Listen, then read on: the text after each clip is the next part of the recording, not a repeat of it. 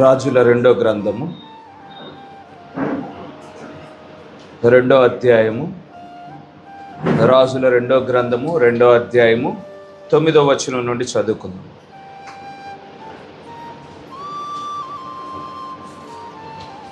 వారు దాటిపోయిన తరువాత ఏలియా ఎలీషాను చూచి, నేను నీ యొద్ద నుండి తీయబడక మునుపు నీ కొరకు నేనేమి చేయకూడదువో దాన్ని అడుగుమని చెప్పగా, ఎలీషా, నీకు కలిగిన ఆత్మలో 2 పాళ్ళు నా మీదకి వచ్చినట్లు దయచేయమనెను.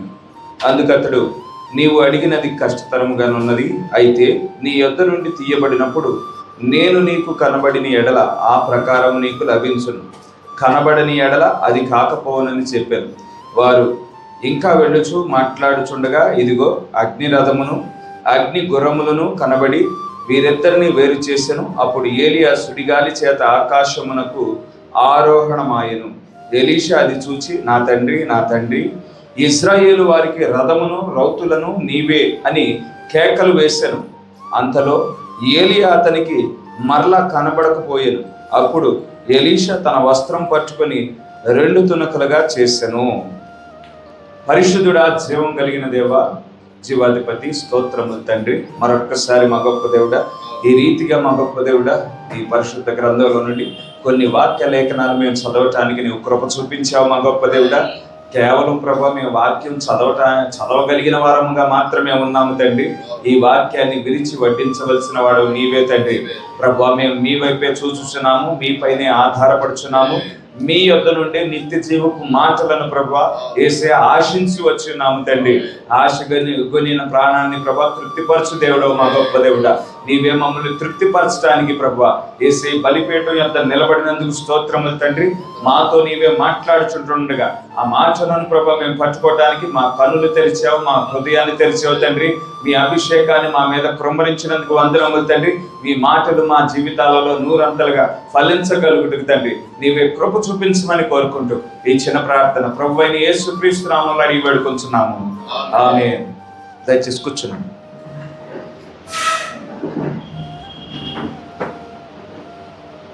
అన్ని నామముల కన్నా ఉన్నతమైన నామము, ప్రశస్తమైన నామము ప్రభువైన యేసుక్రీస్తు అని ఘనమైన నామానికి మహిమ కలుగును గాక. కూడి వచ్చిన సంఘానికి నా శుభములు.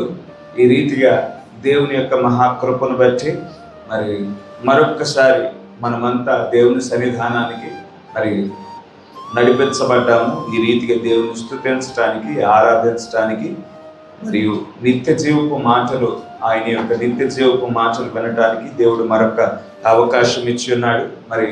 వాతావరణాన్ని బట్టి అనేకులు రాలేకపోయారు. గట్టిగా వర్షం పడటాన్ని బట్టి అనేకులు దూరం నుండి వచ్చేవారు రాలేకపోయారు. మనమైతే మరొకసారి ఆయన మాటలు వినటానికి దేవుడు ఆయన సన్నిధానాన్ని అనుభవించడానికి ఆయన దేవుడు కృప చూపించి ఉన్నాడు. మిస్ అయిన వారు ఎలాగో మనం వాక్యం రికార్డ్ చేసి పెడతా ఉన్నాము. ఈ వారంలో ఏదో ఒక రోజు ఆ వాక్యం అప్లోడ్ చేయబడుతుంది, వినడానికి అవకాశం ఉంటుంది. దయచేసి ఆ విషయాన్ని గమనించవలసిందిగా కోరుతా ఉన్నాను. మనకైతే దేవుడు కృప చూపించున్నాడు, నేరుగా వాక్యాన్ని వినటానికి కృప చూపించున్నాడు. అటువంటి కృప చూపించిన దేవునికి మహిమ కలుగును గాక. ఆమేన్. యథావిధిగా రేపు శనివారము మనకి ఉపవాస ప్రార్థన ఉంటుంది. కిలేశ్వరం చర్చ్ నందు ఉదయం 10:30 గంటల నుండి సాయంత్రం 5 గంటల వరకు ఉపవాస ప్రార్థన జరుగును. దయచేసి ఆ విషయాన్ని గమనించవలసిందిగా కోరుతా ఉన్నాను. 10:30 గంటలకల్లా మనం సమావేశం అయితే 5 గంటలకల్లా ఉపవాస కూడికను ముగించుకోవచ్చు. లేట్గా రామాకండి, 10:30 కల్లా సమావేశం అవుదాం. దయచేసి ఆ విషయాన్ని గమనించవలసిందిగా కోరుతా ఉన్నాను. యథావిధిగా వచ్చే ఆదివారము కమ్యూనియన్ కార్యక్రమం ఉంటుంది. దయచేసి ఆ విషయాన్ని గమనించవలసిందిగా కోరుతా ఉన్నాను. ఈ బుధవారము మొగల్రాజపురం ప్రవీణ్ బ్రదరు వారి గృహంలో వారి గృహం దగ్గర ప్రేయర్ పెట్టమని రిక్వెస్ట్ చేసి ఉన్నారు. ఈ బుధవారము ఇక్కడ చర్చ్లో కూడిక ఉండదు, కానీ ప్రవీణ్ బ్రదర్ యొక్క గృహం నందు కూడిక జరుగును. దయచేసి ఆ విషయాన్ని గమనించవలసిందిగా కోరుతా ఉన్నాను. మరి కొండపైకి మరి వృద్ధులైతే ఎక్కలేరు, మరి ఎక్కగలిగిన వారందరినీ మరి ఆహ్వానించి ఉన్నారు. దయచేసి ఆ విషయాన్ని గమనించవలసిందిగా కోరుతా ఉన్నాను. మరి బుధవారము ప్రవీణ్ సహోదరి యొక్క గృహంలో మరి ప్రత్యేకమైన కూడిక ఉంటుంది. దయచేసి గమనించండి. మంచిది. గడిచిన ఆదివారము ఏలియా కొనిపోబడటానికి మునుపు, before the rapture of Elijah అనే అంశాన్ని మనం ప్రారంభించుకున్నాము. Before the rapture of Elijah, ఏలియా కొనిపోబడటానికి మునుపు అనే అంశాన్ని ప్రారంభించుకున్నాం. కొన్ని సంగతులు మరి ధ్యానించుకున్నాము. మరి కొన్ని సంగతులు మరి ఈ ఉదయకాల సమయంలో మరి ధ్యానించాలని ఆలోచన కలిగి ఉన్నాను.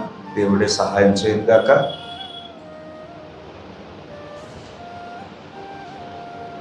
గడిచిన ఆదివారం చెప్పిన కొన్ని సంగతులను జ్ఞాపకం చేసుకొని మరి కొత్త సంగతుల్లోనికి వెళ్ళిపోదాము. మరి గమనించినట్లయితే మరి ఇజ్రాయేలు ప్రజలు వారు పాపం చేయటాన్ని బట్టి, మరియు అహాబు రాజు దేవుని దృష్టిలో మరి పాపం చేయటాన్ని బట్టి, వారంతా కలిసి మరి విగ్రహారాధన చేయటాన్ని బట్టి అసలైన నిజమైన దేవుడు మరి అబ్రహాము దేవుడు, ఇస్సాకు దేవుడు, యాకోబు దేవుని విడిచిపెట్టి విగ్రహారాధన వైపు తిరగటాన్ని బట్టి దేవుని యొక్క కోపము వారిపైన రగులుకుంది. అయితే దేవుడు తన యొక్క ఉగ్రతను ప్రమర్శించడానికి ఇక నిర్ణయించున్నాడు. మరి దేవుని యొక్క ఉగ్రతను ప్రకటించడానికి గాను దేవుడు తన దాసుడైన ఏలియాను రంగం మీదకి తీసుకువచ్చాడు. మనం గడిచిన ఆదివారం మనం చూసాము.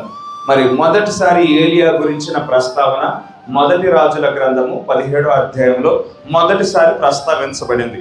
అయితే అక్కడ ఏలియా ప్రవక్తగా నిలబెట్టబడిన తరువాత సంగతులన్నీ రాయబడ్డాయి.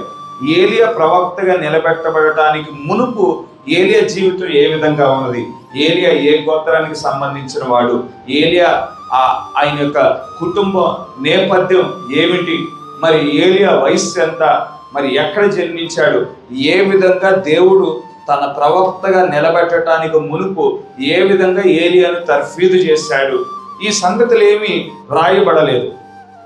అయితే ఎప్పుడైతే ఇజ్రాయెల్ కష్ట సమయాలలో ఉన్నదో అప్పుడు ఏలియా రంగం మీదకి దేవుడు తీసుకువచ్చాడు. ఏలియా అహాబు రాజు ఎదుట నిలబెట్టబడ్డాడు. దేవుని యొక్క ఉగ్రతను ప్రవచిస్తూ ఉండినాడు.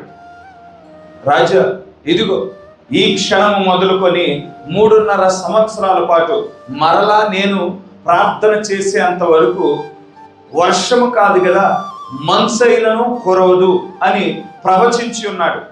ఇక ప్రవచించిన ఆ క్షణం నుండి ఇక వర్షం కురియటం అనేది ఆగిపోయింది ఇజ్రాయేల్ దేశంలో. వర్షం కురియటం ఆగిపోయిన తర్వాత దాని యొక్క ప్రభావం కనిపించడానికి కొన్ని మరి దినాలు పడుతుంది. ఎందుకంటే అప్పటి వరకు వర్షం పడటాన్ని బట్టి మరి సరస్సులన్నీ నిండుగా ఉన్నాయి, వాగులన్నీ నిండుగా ఉన్నాయి, నదులన్నీ నిండుగా ఉన్నాయి. వర్షం పడటం ఎప్పుడైతే ఆగిపోయిందో ఆ ప్రభావం ప్రజల మీద పడటానికి గాను కొంత సమయం పట్టుద్ది. కనుక దేవుడు ఏం చెప్పాడు, నువ్వైతే ప్రవచించమన్నప్పుడు ఏలియా ప్రవచించి ఉన్నాడు.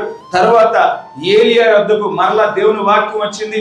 మరి నువ్వు వెళ్ళి ఆ కేరేతు వాగు దగ్గరికి, ఆ యోర్దానుకు ఎదురుగా ఉండిన కేరేతు వాగు దగ్గరికి వెళ్ళు, నీవు అక్కడ నివాసం చేయి. మరి నిన్ను పోషించడానికి నేను కాకోళములకు ఆజ్ఞ ఇచ్చి ఉన్నాను అని ఏలియా వద్దకు దేవుని వాక్యం వచ్చింది. కనుక ఏలియా ఆ కేరేతు వాగు దగ్గరికి వెళ్ళి నివాసం చేస్తూ ఉండినాడు. ఇక ఆ కేరేతు వాగు యొక్క నీటిని తాగుతూ ఉండినాడు. కాకోళములు ఉదయము సాయంత్రము రొట్టెను మాంసమును అవి తీసుకువస్తా ఉన్నాయి.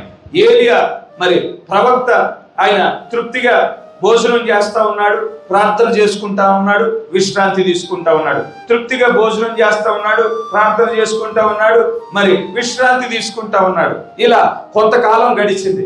కొంతకాలం గడిచిన తరువాత వర్షం పడటం ఆగిపోయింది కాబట్టి క్రమేపీ నదులు ఎండిపోవటం ప్రారంభమయ్యాయి, వాగులు ఎండిపోవటం ప్రారంభమయ్యాయి, సరస్సులు ఎండిపోవటం ప్రారంభమయ్యాయి. వాటితో పాటు వాటన్నిటితో పాటు ఏ కేరేతు వాగు దగ్గర అయితే ఏలియా ఉన్నాడో ఆ వాగు కూడా ఎండిపోతాం.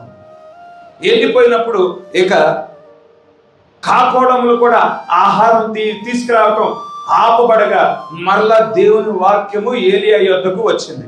నువ్వు సారెపాతు గ్రామంకు వెళ్ళు, అక్కడ ఒక విధవరాలికి నేను ఆజ్ఞ ఇచ్చున్నాను, ఈ కరువు కాలం అంతటా ఆమె నిన్ను పోషించినట్లు ఆమెకు ఆజ్ఞ ఇచ్చున్నాను అని దేవుడు చెప్పినప్పుడు ఏలియా ప్రవక్త ఆ కేరేతు వాగు దగ్గర నుండి సారెపాతు గ్రామంకు వెళ్ళాడు. అక్కడ ఆ గ్రామంకు వెళ్ళంగానే మరి ఒక విధవరాలను చూశాడు. మరి దేవుడు నియమించిన విధవరాలు అయి ఉన్నది. ఇజ్రాయెల్లో అనేక మంది విధవరాలు ఉన్నారు, లేకపోవటం అంటూ ఏమి లేదు. అయితే దేవుడు ఇజ్రాయెల్ దేశంలో ఉండిన విధవరాలను ఎన్నిక చేయలేదు, కానీ ఒక అన్యురాలైన ఒక స్త్రీని ఈ కరువు కాలం అంతటా మరి ఏలియాను పోషించడానికి దేవుడు ఎన్నిక చేసి ఉన్నాడు. కనుక ఆమె గృహంలో ఆ కరువు కాలం అంతటా ఏలియా పోషించబడ్డాడు. 3.5 సంవత్సరాలు, ఏలియా చెప్పిన 3.5 సంవత్సరాలు గడిచిపోయాయి. గడిచిపోయిన తర్వాత ఏలియా నేరుగా ఆ కర్మేలు పర్వతం మీదకి వెళ్ళాడు.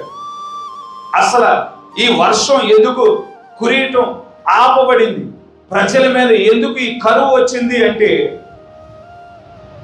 ఇశ్రాయేలీయులు అబ్రహాము దేవుణ్ణి విడిచిపెట్టారు, ఇస్సాకు దేవుణ్ణి విడిచిపెట్టారు, యాకోబు దేవుణ్ణి విడిచిపెట్టారు. ఏ దేవుడైతే వారిని ఐగుప్తు దేశం నుండి బయటికి నడిపించి ఉన్నాడో ఆ దేవుణ్ణి విడిచిపెట్టి విగ్రహారాధన వైపు తిరిగారు.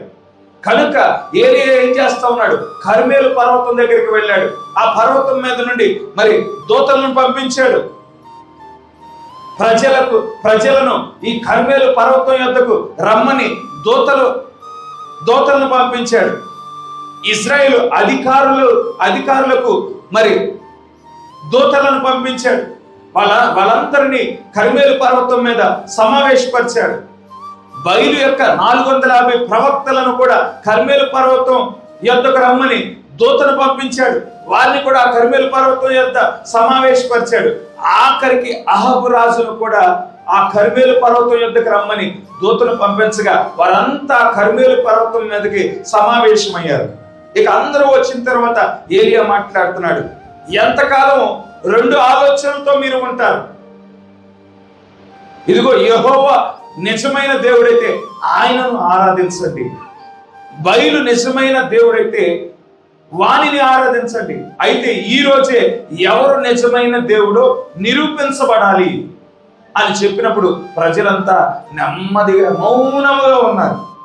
అయితే ఇక్కడ ఏ దేవుడు నిజమైన దేవుడో నిరూపించబడటానికి గాను ఇదిగో మాకు ఒక 2 పశువులే ఉన్నవ్వండి, ఇక్కడ యెహోవా దేవుని యొక్క ప్రవక్తగా నేనున్నాను, బయలు యొక్క ప్రవక్తలుగా ఇదిగో 450 మంది ఉన్నారు.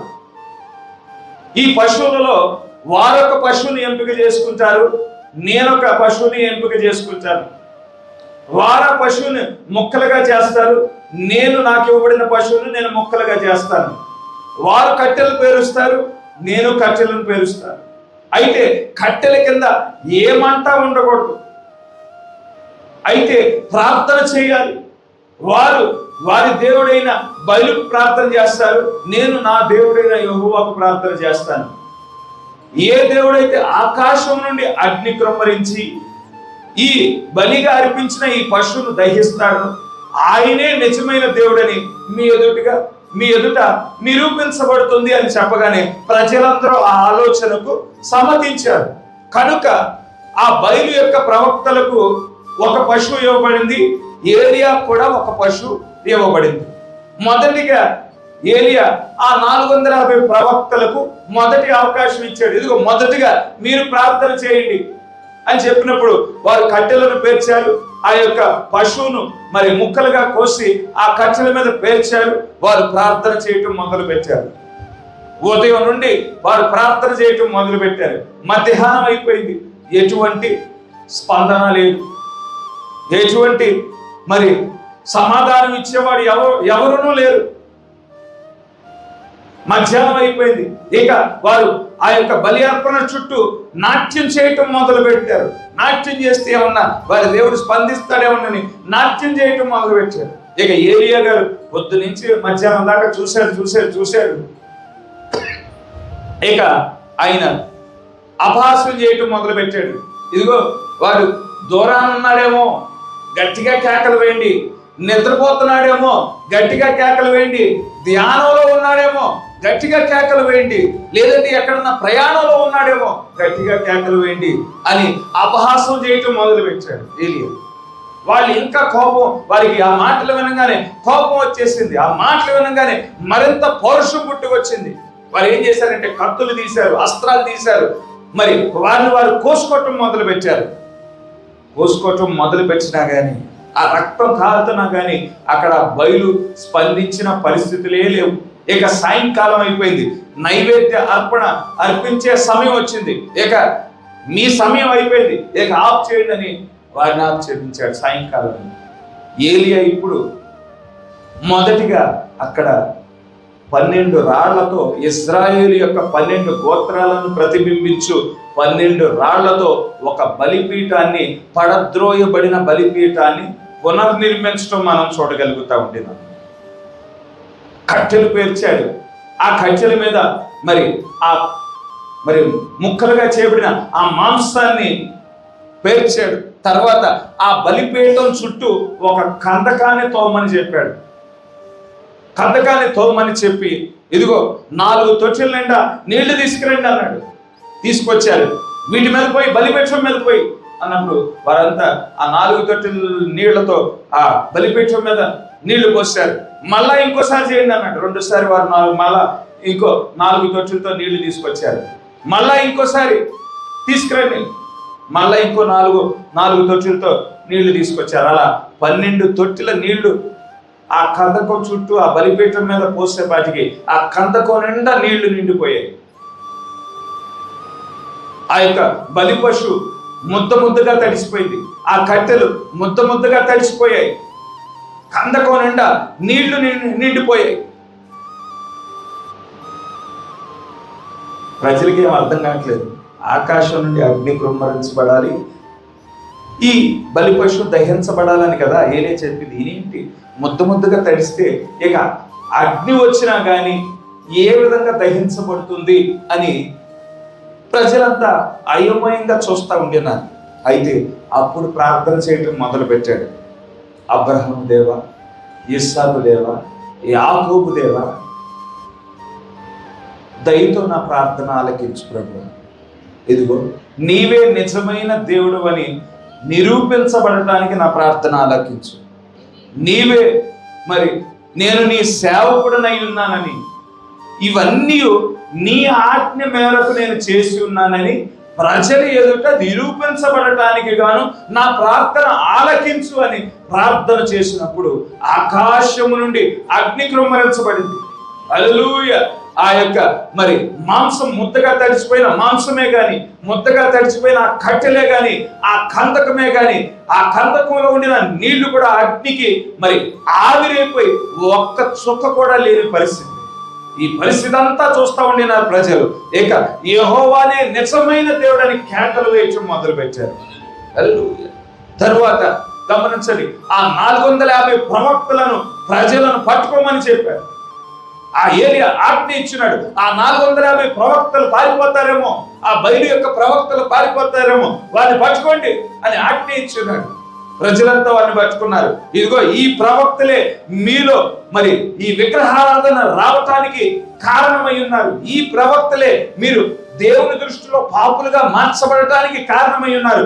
ఈ ప్రవక్తలే మరి దేవుని యొక్క ఉగ్రత మీ మీద క్రొమ్మరించబడటానికి, వర్షము క్రొమ్మరించబడకుండా ఆగటానికి కారణం వీరే అయి ఉన్నారు. వీరే పాపానికి కారణమై ఉన్నారని ఆ 450 ప్రవక్తలను హతమార్చినట్లు మనం చూడగలుగుతూ ఉంటుంది. వారిలో పాపము తుడిచిపెట్టడం. ఇక్కడ ఏలియా యొక్క పరిచర్యను గమనించండి. నిజమైన దేవుడు ఎవరో ప్రజలకు చూపించే పరిచర్య, పడిపోయిన బలిపీఠాన్ని పునర్నిర్మించే పరిచర్య, పాపాన్ని నశింపచేసే పరిచర్య ఏలియా పరిచర్య అయి ఉన్నది. ఇక ప్రజలు ఎవరి గృహాలకు వారు వెళ్ళిపోయారు. అహాబు కూడా తన గృహానికి వెళ్ళిపోయాడు. ఇక ఆ బలి అర్పణ అర్పించబడిన తర్వాత వర్షము మరి రావటం మనం చూడగలుగుతూ ఉండేదాన్ని. పాపం నిమిత్తం అక్కడ కర్మేలు పర్వతం మీద ప్రాయశ్చిత్తార్థం జరిగించబడిన తర్వాత వర్షం ప్రారంభమైపోయింది. దేవుని యొక్క ఉగ్రత తీసివేయబడింది. అయితే అహాబు తన ఇంటికి వెళ్ళిపోయి జరిగిన సంగతంతా యెజబేలుకి చెప్పి ఉన్నాడు. యెజబేలు చెప్తా ఉన్నది, యెజబేలు ఒక ఉత్తరం, ఒక లేఖ రాస్తా ఉన్నది, ఒక సమాచారం మరి ఏలియాకు పంపిస్తా ఉన్నది. రేపు మధ్యాహ్నం లోపు ఆ ప్రవక్తలు ఏ విధంగా అయితే మరణించినారో అదే మరణం నీవు పొందుకోకపోతే దేవుడు నన్ను శపించును గాక అని యెజబేలు ఏలియాకు ఒక హెచ్చరిక ఉత్తరం రాసింది. ఎప్పుడైతే ఈ హెచ్చరిక ఉత్తరం రాసి ఉన్నాడు, మరి చదివి ఉన్నాడు ఏలియా గారు, తానుండిన స్థలం నుండి మరి వెంటనే ప్రయాణం ప్రారంభించి తన సేవకుడిని ఆ బెర్షెబా ప్రాంతంలో విడిచిపెట్టాడు. ఇక్కడే నువ్వు ఉండని విడిచిపెట్టాడు. ఏలియా గారు మాత్రం ఒక రోజు ప్రయాణం అంతా మరి అరణ్యంలోనికి ప్రయాణం చేసి బదరీ వృక్షం క్రింద ఆయన పడుకున్నట్లు మనం చూడగలుగుతూ ఉంటున్నాం. గమనించండి, ఏలియా కొనిపోబడటానికి మునుపు ఏలియా ఎన్నో అద్భుతాలు చేశాడు, ఎన్నో సూచక్రియలు చేశాడు, ఎన్నో మహత్కార్యాలు చేశాడు, ఎన్నో విజయాలు పొందుకుని వాడై ఉన్నాడు ఏలియా. అదే విధంగా కొనిపోబడటానికి మునుపు ఒక అత్యంత బలహీనమైన ఒక సమయాన్ని కూడా ఏలియా కలిగి ఉన్నాడు. ఈ బదరీ వృక్షం క్రింద ఉండినప్పుడు ఏలియా యొక్క పరిస్థితిని గమనించాడు. ఏలియా భయంతో నిండిపోయిన వాడిగా ఉన్నాడు. ఏలియా భీతితో నిండిపోయిన వాడిగా ఉండినాడు. ఏలియా కృంగిపోయిన వాడిగా ఉన్నాడు. ఏలియా పారిపోయి వచ్చిన వాడిగా ఉండినాడు. కొనిపోబడటానికి మునుపు ఎన్నో అద్భుతాలు చేశాడు, ఎన్నో సూచక్రియలు చేశాడు, ఎన్నో మహత్కార్యాలు చేశాడు, ఎన్నో విజయాలు పొందుకున్నాడు. అదే విధంగా ఆ బదరీ వృక్షం అనుభవాన్ని కూడా ఏలియా పొందుకున్నాడు. ఆ బదరీ వృక్షం అత్యంత బలహీనమైన సమయం, అత్యంత మరి ఏలియా తన జీవితంలో హైస్ కలిగి ఉన్నాడు, లో కలిగి ఉన్నాడు, ఉన్నతమైన సమయాలు కలిగి ఉన్నాడు, అత్యంత బలహీనమైన సమయాలు కూడా ఏలియా కలిగి ఉండటం మనం చూడగలుగుతూ ఉండినాం. గమనించండి, ఆ బదరీ వృక్షం దగ్గరికి పారిపోయి వచ్చాడు ఏలియా. ఆయన పారిపోయి వచ్చాడు, కృంగిపోయిన వాడిగా ఉన్నాడు, భయంతో నిండిపోయిన వాడిగా ఉన్నాడు, దిగులుతో నిండిపోయిన వాడిగా ఉన్నాడు, కోపంతో నిండిన వాడిగా ఉండినాడు. ఆ బదరీ వృక్షం క్రింద పరుండినప్పుడు దేవుడు ఏలియాను విడిచిపెట్టలేదండి. అటువంటి పరిస్థితుల్లో ఉండిన ఏలియాను దేవుడు విడిచిపెట్టలేదు. స్వయంగా తన దేవదూతావళినే ఏలియా యొద్దకు పంపించడం మనం చూడగలుగుతా ఉండినాం. దేవదూతావళి మరి ఏలియా యొద్దకు వచ్చి వారే ఏలియా కోసం భోజనాన్ని సిద్ధపరిచారు. హల్లెలూయా. భోజనం సిద్ధపరిచి ఏలియాను 2 మార్లు లేపి ఆ ఆహారాన్ని తినమని చెప్పటం మనం చూడగలుగుతా ఉండినాము. మరి తల్లి ఏ విధంగా తన బిడ్డకు ఆహారాన్ని సిద్ధపరిచి మరి తినటానికి ఏ విధంగా లేపుతుందో ఆ విధంగా దేవదూతావళి లేపారు. భార్య ఏ విధంగా తన భర్త కోసం ఆహారాన్ని సిద్ధపరిచి లేచి తినండి అని ఏ విధంగా లేపుతుందో ఆ విధంగా ఏలియాను లేపటం మనం చూడగలుగుతా ఉండినాము. సాధారణంగా కృంగిన సమయాలలో, మనం కృంగిపోయి ఉండిన సమయాలలో, మనం ఒంటరి అయిపోయిన సమయాలలో, దిగులుతో నిండిపోయిన సమయాలలో, భయంతో నిండిపోయిన సమయాలలో ఏదైనా దైవికమైన కార్యం మన ఎడల జరిగిన ఎడల, దేవదూతావళి మనల్ని దర్శించిన ఎడల మనం బలం పొందుకుంటాం. సాధారణంగా మనం ధైర్యంతో నింపబడతాం. మనము మరలా ఆ కృంగిన స్థితి నుండి మనం లేవనెత్తబడతాము. కానీ ఇక్కడ ఏలియా యొక్క పరిస్థితిని గమనించండి. నిజమే ఏలియా కృంగిపోయిన స్థితిలో ఉన్నాడు, నిజమే ఏలియా భయంతో నిండిన వాడిగా ఉన్నాడు, నిజమే ఏలియా మరి భీతితో నిండిపోయిన వాడిగా ఉన్నాడు, ఏలియా పారిపోయి వచ్చిన వాడిగా ఉండినాడు. అటువంటి ఏలియా పట్ల దేవుడు కృప చూపిస్తూ ఉండినాడు. తన దేవదూతావళినే ఆయన యొద్దకు పంపించాడు. ఆ దేవదూతావళి ఆహారాన్ని సిద్ధపరిచారు. ఆ దేవదూతావళి సిద్ధపరిచిన ఆహారాన్ని తిన్నాడు. భౌతికంగా బలాన్ని పొందుకుని ఉన్నాడు. కానీ ఆత్మీయమైన స్థితి ఏమై ఉన్నది? ఆహారం తినిన తరువాత ఏలియా మరలా తాను ఏ పరిచర్య కోసం నియమించబడ్డాడో, తాను ఏ ప్రజల కొరకు నియమించబడ్డాడో మరలా అదే ప్రజల యొద్దకు వెళ్తా ఉన్నాడా, లేదంటే వేరే ఆలోచన కలిగి ఉన్నాడా?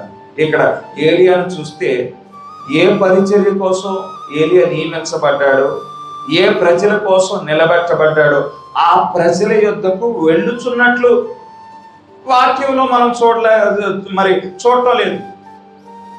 ఆయన ఆహారం తిన్న తర్వాత, దేవదూతావళి పెట్టిన ఆహారం తిన్న తర్వాత ఎక్కడికి ప్రయాణం ప్రారంభించాడంటే హోరేబు పర్వతం దగ్గరికి, హోరేబు కొండ దగ్గరికి ప్రయాణం ప్రారంభించినట్లు మనం చూడగలుగుతా ఉండినాము. హోరేబు బెర్షెబా నుండి ఎంత దూరం అంటే 300 కిలోమీటర్ల పైనే. హోరేబు కొండ అంటే ఏదో కాదు కానీ సీనాయి పర్వతాన్నే హోరేబు పర్వతం అని అన్నారు. ఆయన బెర్షెబా దగ్గర పరిసర ప్రాంతాల్లో ఉన్నాడు. బెర్షెబా నుండి హోరేబు కొండ దగ్గరికి ప్రయాణం ప్రారంభించాడు. అది ఇంచుమించుగా 300 కిలోమీటర్ల దూరంలో ఉన్నది. 300 కిలోమీటర్ల దూరంలో ఉన్నది. ఆయనేమో, ఏలియా గారేమో ఎవరి కోసం ప్రవక్తగా నియమించబడ్డాడు? ఇజ్రాయేలు ప్రజల కోసం ప్రవక్తగా నియమించబడ్డాడు. ఎక్కడ పరిచర్య చేయాలి? ఇజ్రాయేల్ ప్రజల మధ్యన పరిచర్య చేయవలసిన వాడై ఉన్నాడు. ఇప్పుడు దేవదూతావళి వచ్చి ఆహారం పెట్టి ఆయన బలపరిచినప్పుడు తిరిగి పారిపోయి వచ్చిన ఈ ఏలియా గారు ఎక్కడికి వెళ్ళాలి?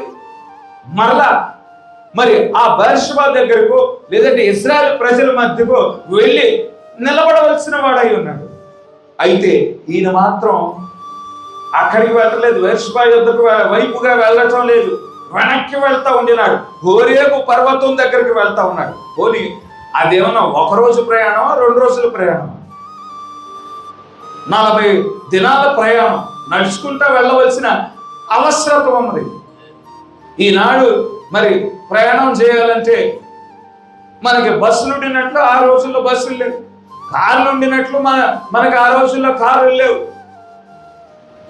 ట్రైన్లు ఉండినట్లు ఆ రోజుల్లో ట్రైన్ ప్రయాణాలు లేవు. 40 రోజులు ఖాళీ నడకన హోరేబు పర్వతం యొద్దకు వెళ్ళవలసిన ప్రయాణం ప్రారంభించున్నాడు. పోనీ వెళ్ళే మార్గంలో కూడా అదేమన్నా సౌకర్యవంతమైన ప్రయాణమా? కాదండి. మధ్యలో హోటల్స్ లేవు ఆహారం తినడానికి, మధ్యలో విశ్రాంతి తీసుకోవటానికి ఏమాత్రము సత్రాలు లేవు మధ్యలో. ఎందుకంటే అదంతా అరణ్యం, కొండలు, లోయలు, వాటి గుండా వెళ్ళవలసిన పరిస్థితి ఉన్నది.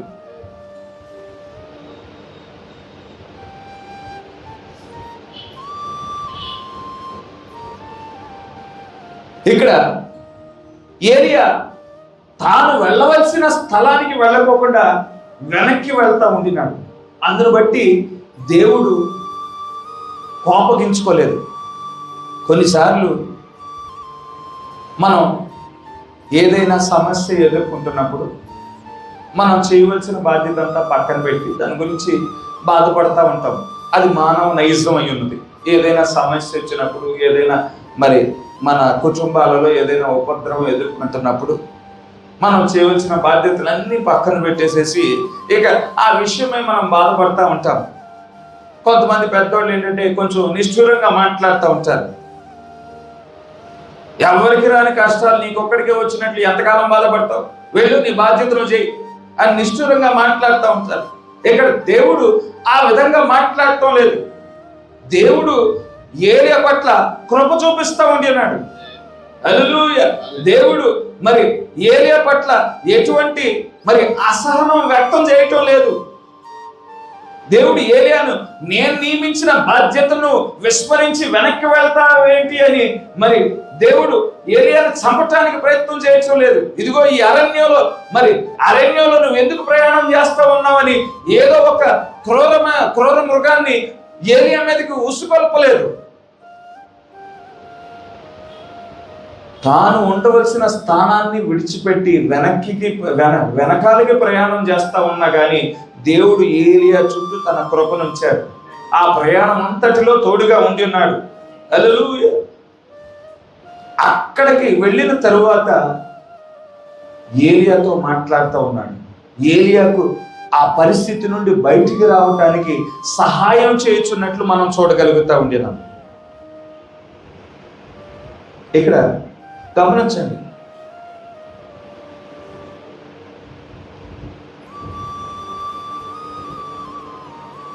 దేవుడు ఏలియాను ఆ యొక్క హోరేబు పర్వతం యొద్దకు వెళ్ళటానికి దేవుడు నడిపించటం లేదు. కొన్నిసార్లు మానవుడు తన సొంత ఆలోచనలు, తన సొంత ఉద్దేశాలను నెరవేర్చడానికి ప్రయత్నం చేస్తూ ఉంటాడు. ఎప్పుడైతే ఆ యొక్క యెజ్బేలు యొక్క మాటలు విన్నాడో, ఆ యెజ్బేలు మీద కోపంతో, ఆ యెజ్బేలు మీద భయంతో తన సొంత ఆలోచనను నెరవేర్చడానికి ఇక్కడ ఏలియా పూనుకున్నట్లు మనం చూడగలుగుతూ ఉండినాం. మనం ఒకసారి చూద్దాం. మొదటి రాజుల గ్రంథం 19వ అధ్యాయము 8వ వచనం. మొదటి రాజుల గ్రంథం 19వ అధ్యాయం 8వ వచనం. అతడు లేచి భోజనం చేసి ఆ భోజనపు బలము చేత 40 రాత్రింబగళ్ళు ప్రయాణం చేసి దేవుని పర్వతం అని పేరు పెట్టబడిన హోరేబునకు వచ్చి అచ్చట ఉన్న ఒక గుహలో చేరి బస చేసెను. యెహోవా వాక్కు అతనికి ప్రత్యక్షమై ఏలియా ఎచ్చట నీవేమి చేయుచున్నావని అతనిని అడుగగా. ఇక్కడ గమనించండి, దేవుడు గనుక ఏలియాను హోరేబు పర్వతం దగ్గరికి నడిపించిన ఎడల ఆయన ఏలియా నువ్వు ఇక్కడ ఏం చేస్తున్నావు అని దేవుడు ప్రశ్న అడగడం. ఎందుకంటే దేవుడే నడిపించి దేవుడే ప్రశ్నించిన ఎడల ప్రభువా నీవే కాదు ప్రభువా నన్ను నడిపించింది అని సమాధానం ఉంటుంది. కానీ ఇక్కడ దేవుడు ఏలియా ఇక్కడేం చేస్తున్నావు, నువ్వు నీ బాధ్యత వేరే చోట కదా, నువ్వు వేరే ప్రజల కోసం నియమించబడిన వాడవు కదా, ఎక్కడ ఏం చేస్తా ఉన్నావు అని దేవుడు ప్రశ్నించడం ఇక్కడ మనం చూడగలుగుతా ఉండేన్నాం. ఒకసారి ఈ కాలపు వర్తమానికుడు ఒక స్థలంలో మీటింగ్ కంప్లీట్ చేసుకొని ఫ్లైట్లో ఇంటికి ప్రయాణమై వెళ్తా ఉండేనాడు. వాతావరణ పరిస్థితులు బాగోలేక మధ్యలో ఆ ఫ్లైట్ ఒక స్థలంలో ఆపారు.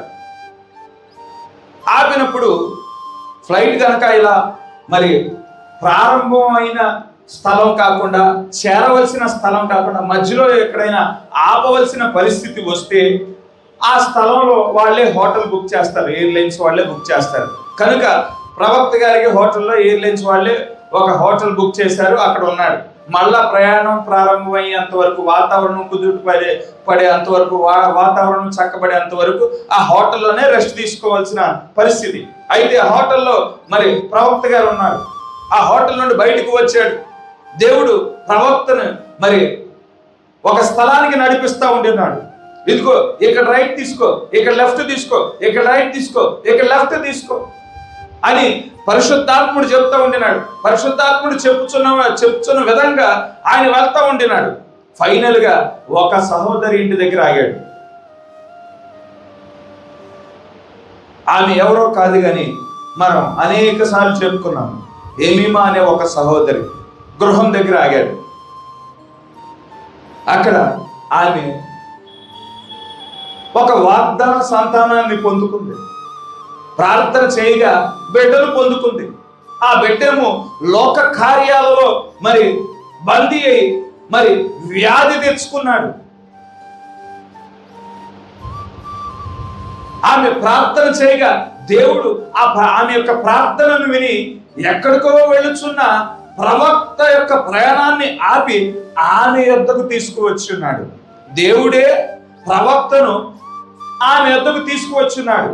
ఇప్పుడు దేవుడు తీసుకొచ్చినప్పుడు ఒక్క అడుగు కూడా తప్పుగా పడే అవకాశం లేదు.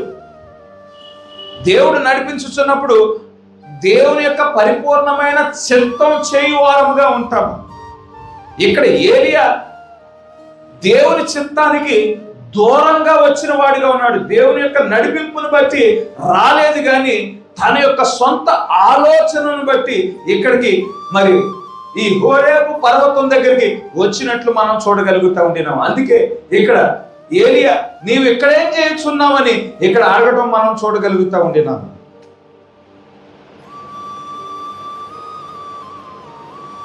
దేవుని యొక్క నడిపింపును బట్టి మనం నడిచినప్పుడు మనం ఎల్లప్పుడూ దేవుని యొక్క వాక్యానికి దగ్గర అవుతాము. దేవుని యొక్క పరిపూర్ణమైన చిత్తం యొద్దకు మనం నడిపించబడతాము.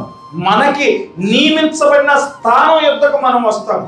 ఎప్పుడైతే మన సొంత ఆలోచనను మనం నెరవేర్చడానికి ప్రయత్నం చేసినప్పుడు దేవుని చిత్తానికి, దేవుని యొక్క వాక్యానికి, దేవుని సన్నిధికి దూరమయ్యే వారముగా ఉంటాము.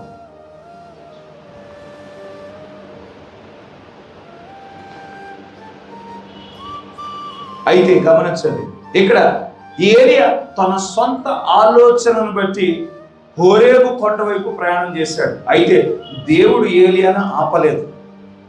దేవుడు ఏలియాను చంపటానికి ప్రయత్నం చేయలేదు. దేవుడు వెళ్ళనిచ్చాడు. అయితే దేవుడు అక్కడ హోరేబు పర్వతం దగ్గర ఏలియాతో మాట్లాడటం ప్రారంభించాడు. దేవునికి తెలుసు ఏలియా ఎటువంటి పరిస్థితిలో ఉన్నాడో దేవునికి తెలుసు. తన పరిస్థితిలో నుండి బయటికి రావటానికి గాను దేవుడు సహాయం చేయవాడిగా ఉండినాడు. అయితే దేవుడు మాట్లాడినంత మాత్రాన, దేవుడు సహాయం చేసినంత మాత్రాన ఏలియా దేవుని యొక్క చిత్తం ప్రకారమే హోరేబు పర్వతం యొద్దకు వచ్చాడంటానికి ఏమాత్రం అవకాశం లేదు. ఇక్కడ మీరు ఒక సందేహం రావచ్చు, ఏమండి ఏలియా అంటే పాత నిబంధనలోనే పెద్ద ప్రవక్తలలో ఒక ప్రవక్త ఉన్నాడు. అటువంటి ఏలియా దేవుని యొక్క చిత్తం కాకోకుండా తన సొంత ఉద్దేశాన్ని నెరవేరుస్తాడా? మీరంత పెద్ద అభాండం వేసేస్తున్నారు అని అన్నాడు అడవచ్చు.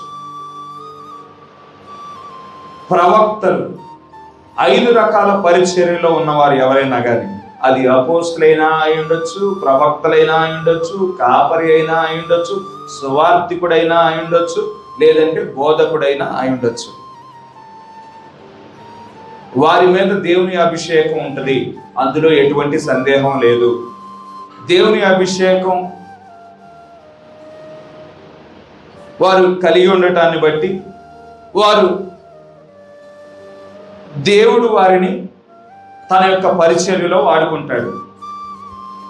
దేవుడు తన పరిచర్యలో వాడుకున్నప్పటికీ వారిలో మానవపరమైన కోణం అనేది ఒకటి ఉంటుంది, మానవపరమైన స్వభావం ఉంటుంది. ప్రవక్తలు కూడా అటువంటి స్వభావాన్ని కనుపరచట్లో అతీతులేం కాదు. ప్రవక్తలు కూడా తప్పిదాలు చేయువారై ఉన్నారు.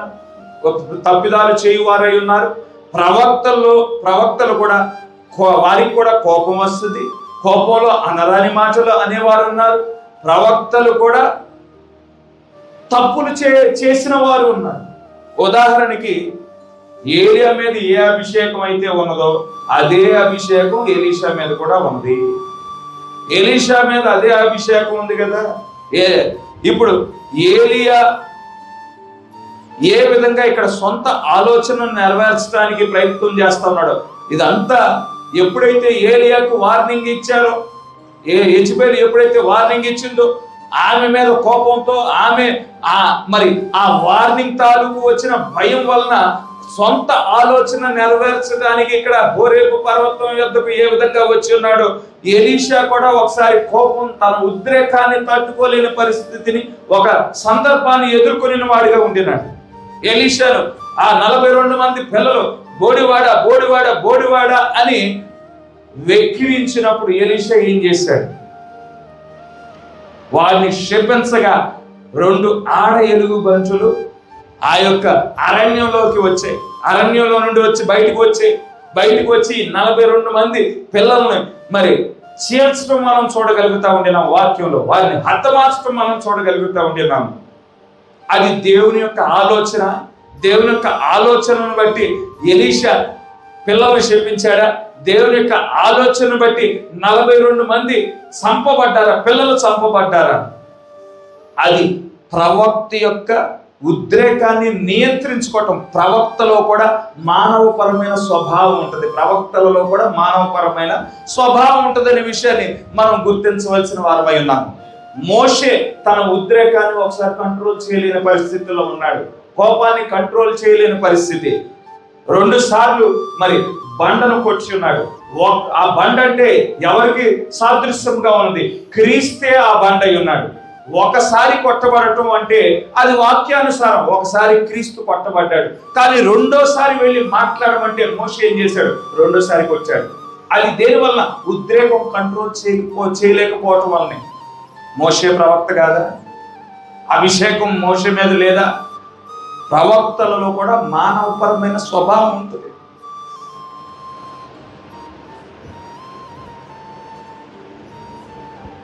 కనుక ఇక్కడ గమనించండి, ఏలియా ఆ హోరేబు పర్వతం యొద్దకు వచ్చున్నాడు.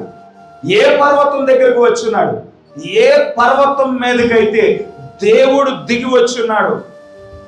ఇశ్రాయేలీయులు ఐగుప్తు దేశం నుండి బయటికి నడిపించబడగా ఆ ఎర్ర సముద్రాన్ని పాయలుగా చేసి అరణ్యంలో నుండి సీనాయి పర్వతం దగ్గరికి వచ్చారు. ఆ సీనాయి పర్వతమే ఆ హోరేబు పర్వతం అయి ఉన్నది. వారు రాగా దాని మీదకి దేవుడే దిగి వచ్చాడు.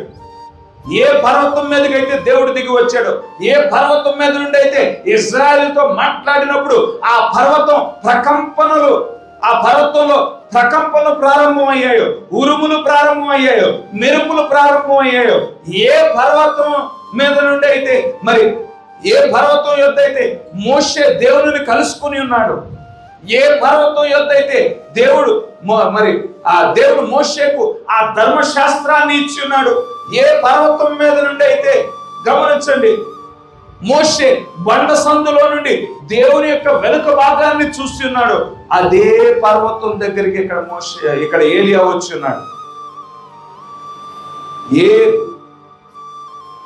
ఏ మార్గం గుండా ప్రయాణం చేసుకుంటా వచ్చాడు?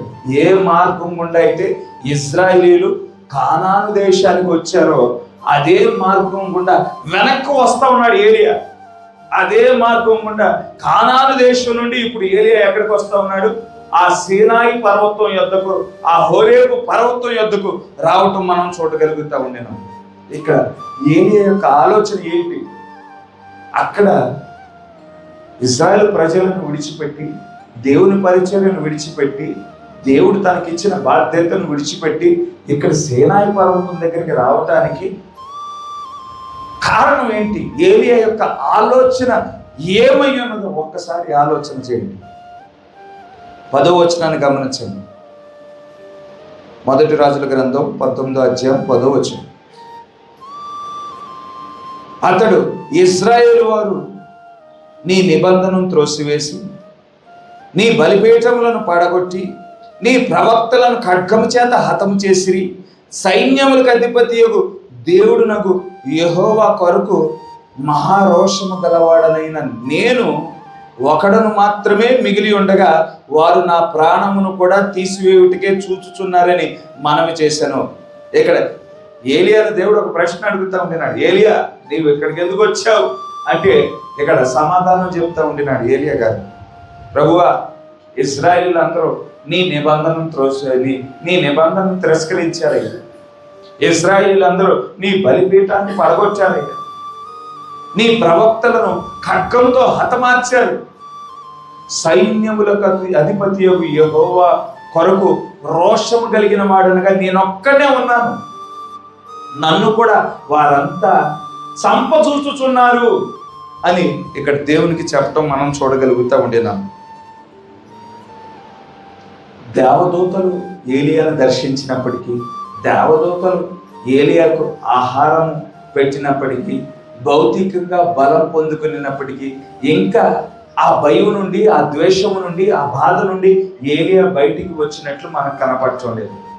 ఎందుకంటే ఇక్కడ ఏలియా చెప్పిన సమాధానంలో కొంత నిజం ఉంది, కొంత అబద్ధం ఉంది, కొంత సత్యం ఉన్నది, కొంత అసత్యం ఉంది.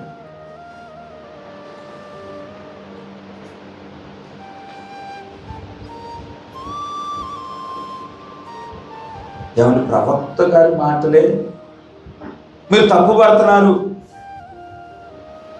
అని నన్ను ప్రశ్నించవచ్చు. ఇక్కడ ఆయన సాధారణమైన ప్రవక్త మాటలే తప్పుపడుతున్నారు అని చెప్పచ్చు అని మీరు ప్రశ్నించవచ్చు. ఇక్కడ గమనించండి, ఈయన 200 మైళ్ళు అంటే ఇంచుమించుగా 300 కిలోమీటర్ల పైనే, 320 కిలోమీటర్లు, 200 మైళ్ళ దూరంలో ఉన్నది ఆ బెర్షెబా దగ్గర నుండి ఈ హోరేబు పర్వతం అనేది ఇంచుమించుగా 300 కిలోమీటర్ల పైనే. ఆయన మధ్యలో ఉండిన ఎరికో దగ్గరికి వెళ్ళాలని కోరుకోలేదు, మధ్యలో ఉండిన కొన్ని గిల్గాలు ప్రాంతానికి వెళ్ళాలని ఇక్కడ ఏలియా కోరుకోలేదు. ఇక్కడ నేరుగా ఎక్కడికి వచ్చాడు అంటే ఆయన హోరేబు పర్వతం దగ్గరకు వచ్చాడు. ఆ హోరేబు పర్వతం యొద్దకు రావటానికి గల కారణం ఏంటి? అక్కడ ఏలియా కృపను కోరుకోవటం లేదు, ఏలియా కరుణను కోరుకోవటం లేదు, ఏలియా క్షమాపణను కోరుకోవటం లేదు, కానీ ఏలియా తీర్పును కోరుకుంటా ఉంటున్నాడు. అందుకే ఆ ప్రజలందరినీ పాపముతో ముడివేయటం మనం చూడగలుగుతూ ఉంటున్నాం. ప్రభువా, ఇశ్రాయేలు ప్రజలందరూ నీ యొక్క నిబంధనను తిరస్కరించారు ప్రభువా. ఇశ్రాయేలు ప్రజలందరూ నీ బలిపాడి పీఠాన్ని త్రోసివేశారు ప్రభువా. వారు నీ ప్రవక్తలను ఖడ్గములతో చంపారు ప్రభువా. నేనొక్కడినే మిగిలి ఉన్నాను, నన్ను అందరూ కలిసి చంపటానికి ప్రయత్నం చేస్తూ ఉన్నారు ప్రభువా అని ఇక్కడ వారందరినీ పాపముతో ముడివేయటం మనం చూడగలుగుతూ ఉంటున్నాం. ఇక్కడ ఆయన మాటలలో కొంత తన్ను తాను హెచ్చించుకున్న పరిస్థితులు కనబడటం మనం ఇక్కడ చూడగలుగుతూ ఉంటున్నాం.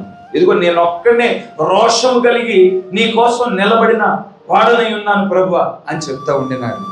ఇక్కడ ఇదిగో వారంతా నన్ను చంపడానికి ప్రయత్నం చేస్తూ ఉన్నారు ప్రభువా అని కూడా చెప్తా ఉన్నాడు. నిజానికి ఏలియాను చంపడానికి ప్రయత్నం చేసింది ఇశ్రాయేలు ప్రజలందరా, లేదంటే యెజెబెలు ఒక్కటేనా?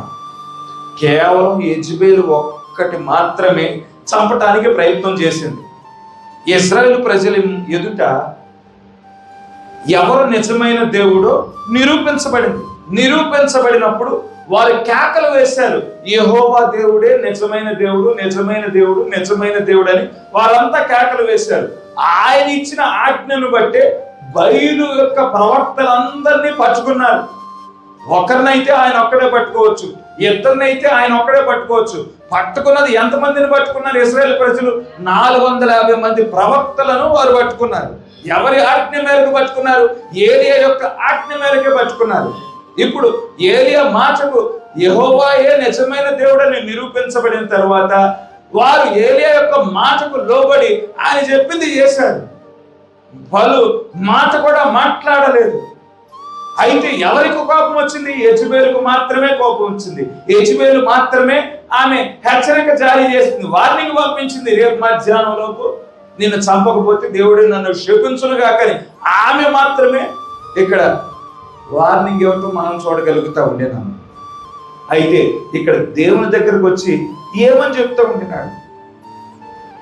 ప్రభువా, వారంతా కలిపి నన్ను చంపటానికి ప్రయత్నం చేస్తూ ఉన్నాను ప్రభువా అని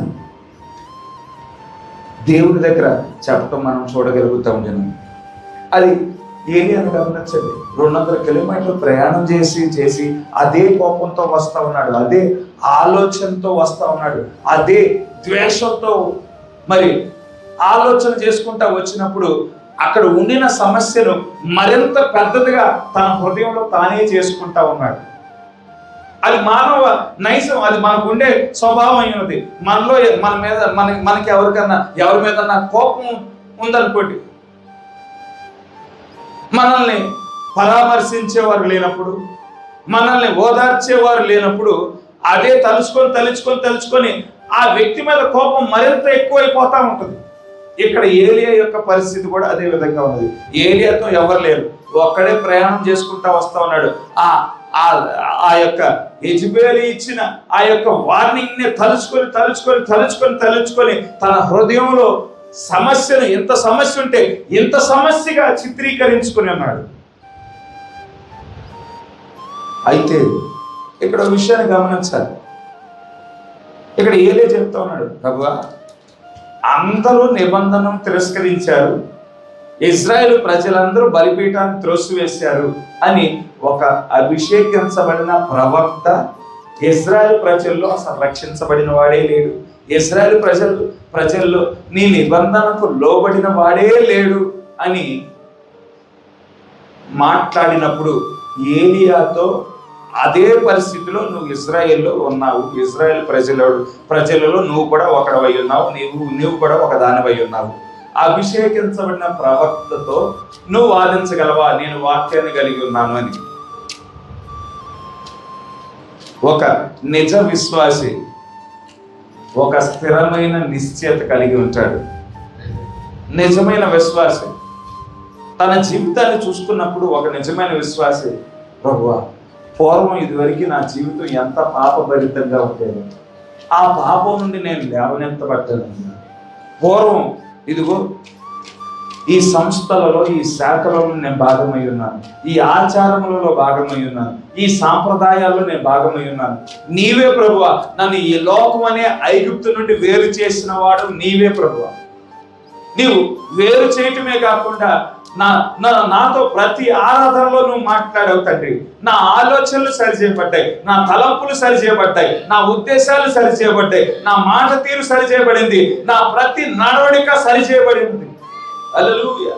ఇదిగో ఇప్పుడు నా జీవితము నీ వాక్య యొక్క నెరవేర్పుగా మార్చబడింది. ఇదిగో ప్రకటన 10వ అధ్యాయము 8 నుండి 11 వచనం వరకు ఆ వాక్యము నా జీవితంలో నెరవేర్చబడింది. ఇదిగో తెరవబడిన పుస్తకం నాకే ఇవ్వబడింది ప్రభువా, ఆ హక్కు పత్రం నాకే ఇవ్వబడింది. 2000 సంవత్సరాల క్రితం నా కోసం నీవు రక్తాన్ని కార్చావు కదా, రక్తాన్ని కార్చి ఎవరినైతే విమోచించినావో ఆ పేర్లన్నీ గొర్రెపిల్ల జీవ గ్రంథంలో ఆ హక్కు పత్రంలో రాయబడి ఉన్నాయి కదా.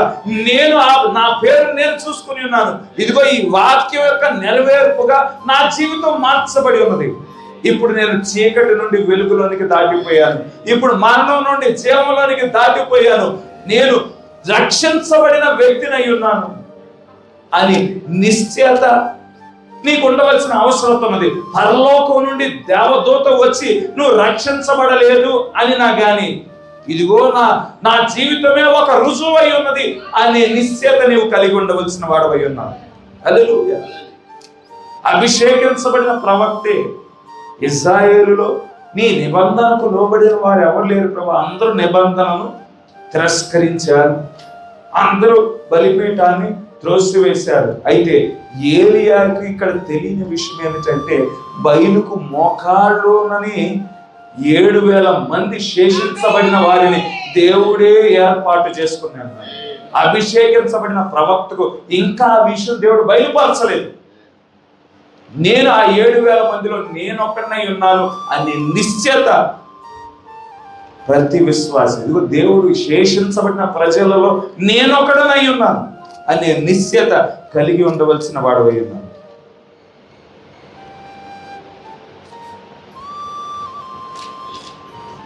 ఇక్కడ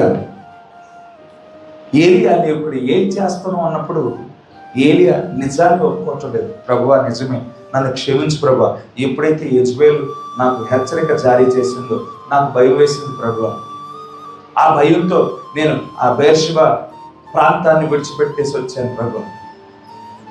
అక్కడ నీ దేవదూతలు నన్ను దర్శించాయి, నాకు ఆహారాన్ని సిద్ధపరిచాయి, అయినా కానీ నేను వెనుతిరగని వాడిగా ఉన్నాను. ఆ భయంతో, ఆ కోపంతో, ఆ ద్వేషంతో నేను ఇక్కడికి వచ్చేసాను ప్రభువా. ఈ హోరేబు ఆ పర్వతం దగ్గరికి, ఈ సీనాయి పర్వతం దగ్గరికి నేను వచ్చేసాను ప్రభువా, నన్ను క్షమించు ప్రభువా అని ఇక్కడ ఏలియా మాట్లాడటం లేదు.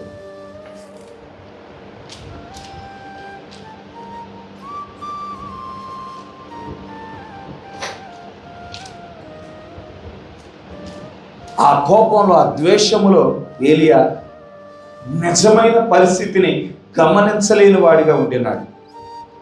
ఇక్కడ మనం గమనించినట్లయితే దేవుని పట్ల నేను రోషము కలిగిన వాడనై ఉన్నాను అని ప్రవక్త చెప్తా ఉండినాడు. ఆ రోషము, ఆ ఆసక్తి, దేవుని పట్ల నిజమైన రోషము, నిజమైన ఆసక్తి కలిగిన వాడైతే అది దేవుని యొక్క చిత్తం నెరవేర్చుట వైపు నడిపించేదిగా ఉండాలి. ఇక్కడ దేవుని పట్ల నిజమైన రోషం కలిగిన వాడిగా ఉన్నాడా, నిజమైన ఆసక్తి కలిగిన వాడిగా ఉన్నాడా? ఇక్కడ ఏలియాను మనం గుర్తించవలసిన వారమై ఉన్నాం. రోషం కలిగిన వాడిగా ఉన్నాడు, ఆసక్తి కలిగిన వాడిగా ఉన్నాడు. అయితే ఆ ఆసక్తి దేవుని యొక్క చిత్తం నెరవేర్చుట నుండి దూరపరిచిన ఎడల అది మానవపరమైన ఆసక్తి అయి ఉన్నది, మా శరీర సంబంధమైన ఆలోచనలతో కూడిన ఆసక్తి అయి ఉన్నది. ఉదాహరణకి మొదటి సమూయేలు 2 సమూయేలు గ్రంథం 21వ అధ్యాయం మనం చూద్దాం. 2 సమూయేలు గ్రంథము 21వ అధ్యాయం 1వ వచనం. దావీదు కాలమున 3 సంవత్సరములు విడవకుండా కరువులు కలగగా దావీదు యెహోవాతో మనవి చేశాను. అందుకు యెహోవా ఇలాగూ సెలవిచ్చాను, సౌలు గిబియోనీయులను హతం చేసెను గనుక అతని బట్టి నరహంతకులకు అతని ఇంటి వారిని బట్టి శిక్షగా ఈ కరువు కలిగెను. తీసారా? 2 సమూయేలు గ్రంథం 21వ అధ్యాయము 1వ వచనం. దావీదు కాలమున 3 సంవత్సరములు విడవకుండా కరువు కలగగా దావీదు యెహోవాతో మనవి చేసెను. అందుకు యెహోవా ఇలాగూ సెలవిచ్చెను, సౌలు గిబియోనీయులను హతం చేసిన గనుక అతని బట్టి నరహంతకులకు అతని ఇంటి వారిని బట్టి శిక్షగా ఈ కరువు కలిగాను. గిబియోనీయులు ఇశ్రాయేలీయుల సంబంధికులు కారు, వారు అమోరీయుల్లో శేషించిన వారు. ఇశ్రాయేలీయులు మిమ్మల్ని చంపమని ప్రమాణపూర్వకంగా వారితో చెప్పి ఉండిరి గాని సౌలు ఇశ్రాయేలు యోధాల వారి యందు ఆసక్తి గలవాడే వారిని హతము చేయుచుండెను. రాజుకు దావీదు గిబియోనీయులను నంపి నేను మీకేమి చేయకూడదురో యెహోవా స్వాస్థ్యమును మీరు దీవించినట్లు దోష నివృత్తికై దేని చేత నేను ప్రాయశ్చిత్తం చేయుదునని వారిని అడుగగా. ఇక్కడ గమనించండి, దావీదు రాజుగా అభిషేకించబడ్డాడు. రాజుగా అభిషేకించబడి, ప్రజల ద్వారా అభిషేకించబడి ఆయన సింహాసనం మీద కూర్చున్నాడు. ప్రజల ద్వారా అభిషేకించబడటానికి మునుపే సమూయేలు రాజుగా అభిషేకించాడు 10 సంవత్సరాల ముందే. అయితే ఇప్పుడు ప్రజలు 2సారి అభిషేకించి సింహాసనం మీద కూర్చోబెట్టిన మొదటి 3 సంవత్సరాలు, దావీదు పరిపాలన చేసిన మొదటి 3 సంవత్సరాల్లో విపరీతమైన కరువు. దావీదుకి ఏం అర్థం కాలేదు, ప్రభువా ఇక్కడ సింహాసనం మీద కూర్చోవటం, రాజుగా నేను అభిషేకించబడటం ఇది నా ఆలోచన కాదు. నేను గొర్రెలు కాల్చుకుంటుండగా నీవే కాదు ప్రభువా సమూయేలు నా యొద్దకు పంపించావు. సమూయేలు నన్ను రాజుగా అభిషేకించి ఉన్నాడు. సమూయేలు రాజుగా అభిషేకించిన తర్వాత కూడా త్వరగా రాజు అవ్వటానికి నేనేం ప్రయత్నం చేయలేదు. సౌలు నా చేతికి చిక్కినా కానీ నేను చంపేసి రాజు అయిపోదామని నేనేం ప్రయత్నం చేయలేదు. నీవు నిర్ణయించిన గడియ వచ్చేంత వరకు నేను ఎదురు చూశాను. ఒకసారి అభిషేకించబడిన వ్యక్తిని నేను ముట్టను అని నేను నిర్ణయం తీసుకొని సౌలు నాకు చిక్కినా కానీ నేను ఎప్పుడు ఆయన ముట్టలేదు. నీవే సౌలు సమయం అయిపోయిన తర్వాత ఈ లోకం నుండి తీసేసేంత వరకు నేను ఎదురు చూశాను. ఇప్పుడు నేను రాజుగా నియమించబడి పరిపాలన చేస్తున్న ఈ మొదటి 3 సంవత్సరాలు ఏంటి ప్రభు, ఈ కరువు ఏంటి ప్రభు అని దేవుని యొక్క ప్రార్థన చేయటం మొదలు పెట్టాడు. అయితే దేవుడు సమాధానం ఇస్తా ఉన్నాడు, ఇది నీవు చేసిన తప్పిదాన్ని బట్టి కాదు, ఇది సౌలు కుటుంబం చేసిన తప్పిదం బట్టి ఈ శిక్ష ఇశ్రాయేలు ప్రజల మీద మోపబడింది. సౌలు ఏం చేశాడు? ఇశ్రాయేలు యొక్క పితరులు గిబియోనీయులతో ఒప్పందం చేసుకున్నారు. ఇదిగో మేము మిమ్మల్ని చంపం. ఈ గిబియోనీయులు అంటే ఇశ్రాయేలుకి సంబంధించిన వారు కాదు, కానీ వారు అమోరీయుల్లో శేషించబడిన వారై ఉన్నారు. మేము మిమ్మల్ని చంపము అని వారు నిబంధన చేసుకున్నారు. అయితే సౌలు ఏంటి? ఇజ్రాయెల్ ప్రజల మీద ఆసక్తితో, యోధా ప్రజల మీద ఆసక్తితో ఈ నిబంధనను, పితరులు చేసుకున్న నిబంధనను పక్కన పెట్టేసి వారిని చంపటం ప్రారంభించాడు. అది దేవుని దృష్టిలో పాపముగా ఎంచబడింది. ఆసక్తి కలిగి ఉన్నాడు, ఇశ్రాయేలు పట్ల ఆసక్తి కలిగి ఉన్నాడు, యోధా ప్రజల యొక్క ఆసక్తి మీదే ఈ కార్యం చేశాడు. కానీ ఆ ఆసక్తి దేవుని యొక్క పరిపూర్ణమైన చిత్తం కాదు. అది దేవుని దృష్టిలో పాపిగా నిలబెట్టింది, దేవుని దృష్టిలో ఉగ్రతకు కారణమైంది. కనుక దావీదు ఏం చేస్తా ఉన్నాడు? ఆ గిబియోనీయుల ప్రజలను పిలిపించున్నాడు. గొప్ప రాజైన దావీదు గిబియోనీయులు పిలిపించాడు. ఇదిగో సౌలు చేసింది తప్పే, దాని యొక్క పాపం యొక్క నివృత్తి కొరకు ప్రాయశ్చిత్తార్థంగా నన్ను ఏం చేయమంటారు అని గిబియోనీయులను అడగటం మనం చూడగలుగుతూ ఉంటున్నాము. వాళ్ళు సౌలు వంశంలో నుండి మాకు 7 అప్పగించమని చెప్తే ఆ 7 దావీదు అప్పగించాడు. తర్వాత వారు చంపబడ్డారు ఆ గిబియోనీయుల చేత. తర్వాత దేవుడు ఇజ్రాయెల్ ప్రజల మీద నుండి ఆ ఉగ్రత తీసివేసినట్లు మనం చూడగలుగుతూ ఉంటుంది. ఇక్కడ సౌలును గమనించండి, దావీదును గమనించండి. ఇద్దరు ఆసక్తి కలిగిన వారుగా ఉన్నారు. ఒకరేమో తన సొంత ఆలోచన నెరవేర్చడానికి ఆసక్తి. ఇక్కడ సౌలు ఎటువంటి ఆసక్తి కలిగి ఉన్నాడు? ఇజ్రాయెల్ ప్రజల్లో నాకు పేరు కావాలి, యోధా ప్రజల్లో నేను పేరు పొందుకోవాలి అనే ఆసక్తితో పితరులు చేసిన ఒప్పందాన్ని బేఖాతరు చేసి సొంత ఆలోచన నెరవేర్చడానికి, సొంత ఆలోచన దేనికోసం? నాకు మంచి పేరు కావాలి, నాకు మంచి పరపతి కావాలి, యోధా ప్రజలందరూ మరి నా వైపుగా తిరగాలని ఆసక్తితో గిబియోనీయులను చంపటం ప్రారంభించున్నాడు. ఆసక్తి కలిగి ఉన్నాడు, కానీ అది దేవుని యొక్క పరిపూర్ణమైన చిత్తం నెరవేర్చే ఆసక్తి కాదు, పరిపూర్ణమైన చిత్తం వైపు నడిపించే ఆసక్తి కాదు. ఇక్కడ దావీదును గమనించండి. దావీదు ఏ విధంగా ఇశ్రాయేలు ప్రజల మీద ఉండిన ఈ యొక్క శిక్ష, ఈ యొక్క ఉగ్రత దేవుడు ఏ విధంగా తీసివేస్తాడు, ఏ విధంగా దేవుని యొక్క మరి ఆ ఉగ్రత తీసివేయబడుతుంది, ఏ విధంగా దేవుని దృష్టిలో ఇశ్రాయేలులు పాపులుగా నిలబడకుండా పాప పరిహారంతో ఏ విధంగా జరగగలుగుతుంది అని దావీదు ఆలోచన చేసిన వాడిగా ఉన్నాడు. ఆ ఆసక్తి ఎప్పుడు దేవుని దృష్టిలో మనం కలిగి ఉండవలసిన ఆసక్తి ఎల్లప్పుడూ దేవుని దృష్టిలో అది సరైనదిగా ఉండాలి. దేవుని యొక్క చిత్తం వైపు నడిపించేదిగా, దేవుని వాక్య వైపు నడిపించేదిగా, దేవుని సన్నిధానానికి నడిపించేదిగా ఉండాలి. ఇక్కడ ఏలియా కూడా ఒక ఆసక్తిని కలిగి ఉన్నాడు. ఆ ఆసక్తి అది ఏలియాకు నియమించబడిన బాధ్యతను విడిచిపెట్టి తన వేరే స్థలం వైపుగా, తన స్థానాన్ని విడిచిపెట్టి వేరే స్థలం వైపు నడిపించే ఆసక్తిగా ఉండటాన్ని ఇక్కడ మనం చూడగలుగుతా ఉంటున్నాము. అందుకే ఇక్కడ ఏలియా తాను ఉండవలసిన స్థానం నుండి మరి 300 కిలోమీటర్ల పైగా ప్రయాణం చేసుకొని ఇక్కడ ఈ హోరేబు పర్వతం దగ్గరికి వచ్చినాడు. రోమిలకు రాసిన పత్రిక 10వ అధ్యాయం 1వ వచనంలో పౌలు ఒక మాట చెప్తా ఉంటున్నాడు.